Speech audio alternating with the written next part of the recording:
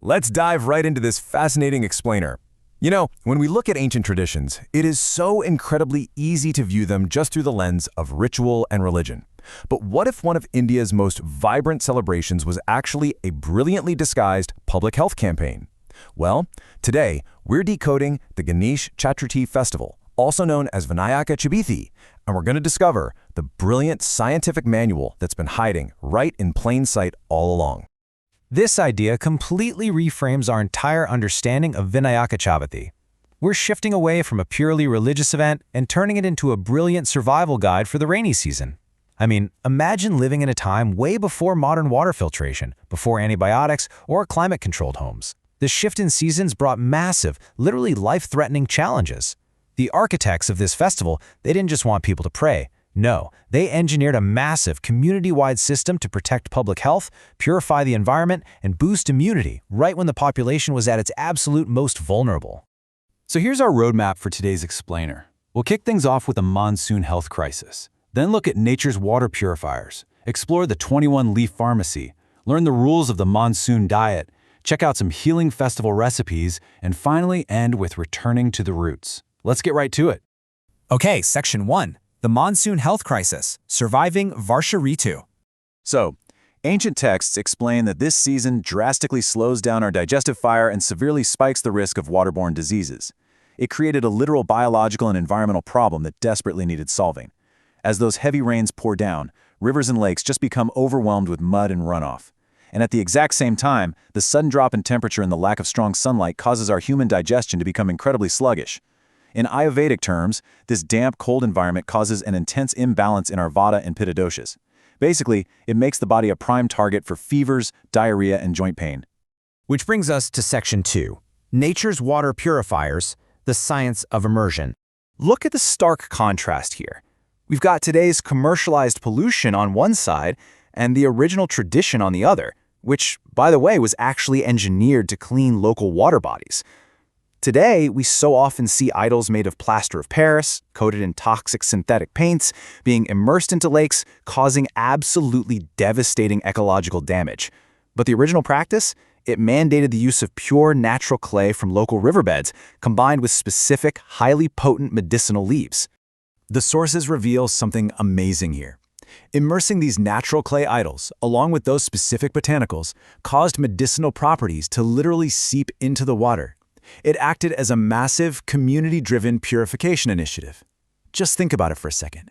An entire village gathers and simultaneously deposits natural clay that helps settle muddy impurities down to the bottom, right alongside herbs bursting with antibacterial and antimicrobial properties.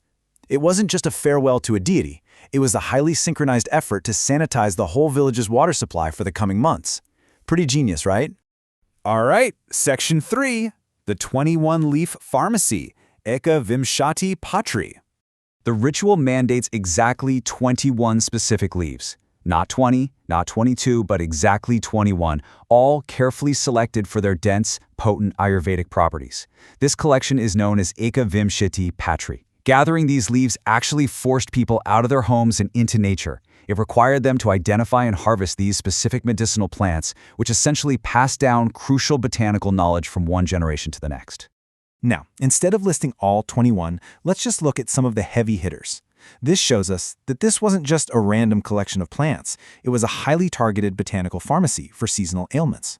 Bilva, or Bael, is an absolute powerhouse for the stomach. It combats the exact diarrheal diseases that spike in muddy waters. Then you have Tulasi, the holy basil, renowned for clearing up respiratory coughs and those pesky skin fungal infections brought on by the damp air. And Durva, the simple Garika grass, is an incredible blood purifier. Every single leaf on this list directly counters a specific physical threat posed by the monsoon. Moving on to Section 4. Rules of the Monsoon Diet, Protecting the Inner Fire. So, the texts outline these strict dietary rules to combat the monsoon sluggishness, acting basically like an ancient preventative healthcare manual. Because your internal digestive fire, what's called your Agni, is at its absolute weakest during the rains, you really have to baby your stomach. Drinking cold water? Strictly forbidden. It must be boiled and warm, ideally infused with carom seeds. Stale food is completely out of the question too. You have to stoke that digestive fire by incorporating warming spices like ginger and black pepper into everything you eat. Oh, and interestingly, no napping during the day. Daytime sleeping actually slows down an already compromised metabolic rate. So that cozy rainy day nap we all love? Yeah, Ayurveda says skip it. Section 5. Healing Festival Recipes. Food as Medicine.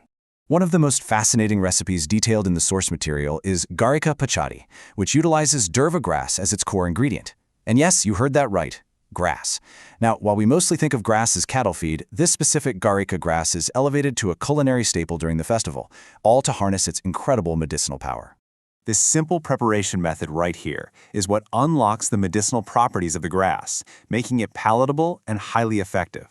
By carefully roasting the spices and slightly frying the thoroughly clean grass, those tough, fibrous walls are broken down. Blending it with coconut ginger and then tempering it creates this savory, highly digestible paste that acts as a direct medicinal delivery system for your body.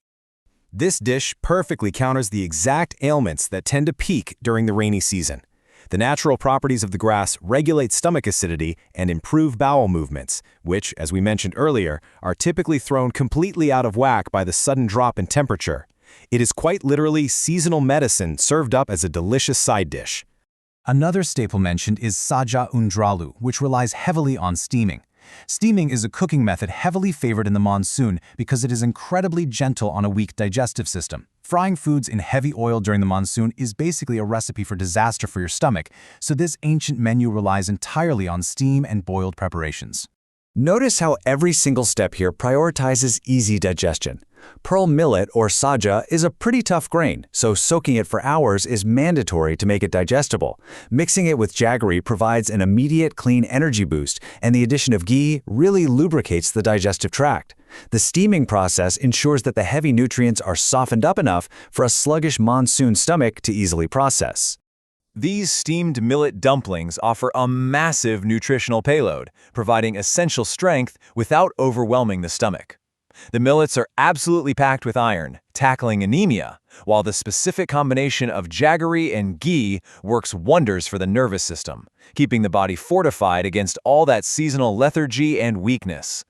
Which brings us to our final section, Section 6, Returning to the Roots, a call for eco-harmony. The sources make a really compelling case here that we must strip away the modern, toxic commercialization of this festival and return to its brilliant, eco-friendly roots of using pure clay and natural leaves.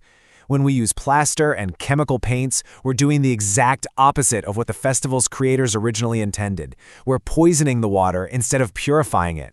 By returning to the Mati Ganapati, the natural clay idol, and reviving our knowledge of the 21 medicinal leaves, we actively heal our local ecosystems just exactly as our ancestors did. So as the season, so the food. When we align our habits and our celebrations with the shifting rhythms of nature, we don't just survive the changing seasons, we absolutely thrive in them. It really makes you wonder, doesn't it? What other modern health crisis could we solve just by dusting off the ancient manuals of our ancestors? Thanks so much for joining me on this deep dive into the hidden science of the monsoon.